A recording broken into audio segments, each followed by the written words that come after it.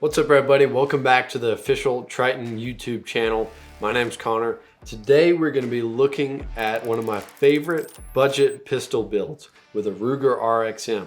Before we get into that though, go ahead and like and subscribe. When this channel hits 10,000 subscribers, we're going to be doing a giveaway. That'll be over on Instagram, so go ahead and follow us there as well. You don't want to miss that. With that, let's get into this pistol. Here in front of us today, we have a Ruger RXM, which is a Glock 19 clone. The reason I chose it for this video, first of all, is the affordability.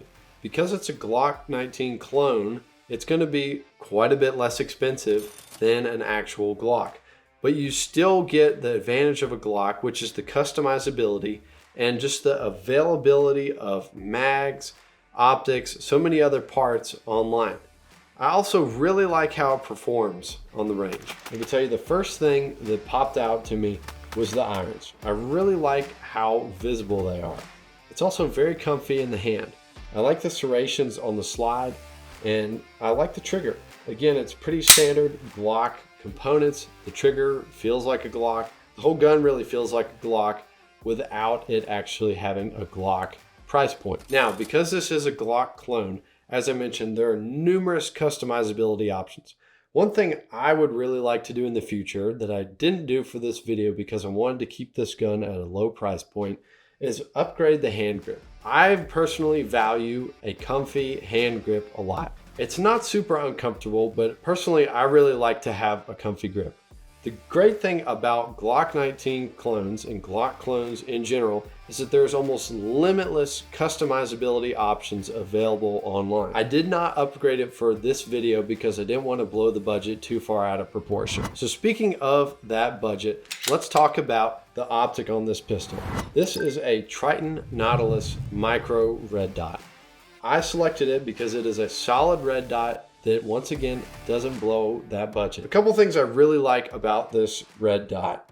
First of all, the battery is very easily accessible. There's a little screw on top here that you just pop off. I've wrestled with so many micro red dot batteries over the years. This is very simple and easy to get to. I also really like the buttons on the side to control the brightness. Again, something that I've wrestled with many times over the years that Triton has made very simple. And the best part of it all is that it's not going to break the budget. So many micro red dots can easily climb into $200, $300, $400. This is not going to be doing that. And at this point, you can have a Ruger RXM Glock 19 clone along with a red dot, which is two things that are perfectly good enough to get you concealed carrying, get you training on the range, and you're probably not even at $500 yet. Another thing that I added to this build that's absolutely not necessary is a flashlight. I really like to have a flashlight, and I really like Streamlight. That's why I added a TLR1 to this build. Streamlight has a reputation of having solid flashlights that don't break the budget, that don't cause you to go into severe credit card debt. Flashlight is particularly advantageous if you intend to use this pistol at all for home defense. At night, it's important that you can see, it's important that you can see what you're going to shoot, and with a flashlight, with this Streamlight TLR1, you can accomplish just that. Arguably the best feature about this Ruger build is that it can accept Glock mags. Glock mags are widely available and they're super affordable. There's all kinds of different aftermarket options. Here I have a Glock mag that's a 15 rounder, and here I have a KCI mag that's a 17 rounder, both of which will work just fine in this Ruger pistol, both of which are very affordable. One last thing for you guys to consider with any budget pistol build, whether you're just getting started with your gun collection or you've been collecting for years, is a holster. If you plan to conceal carry or you plan to open carry, you need a holster.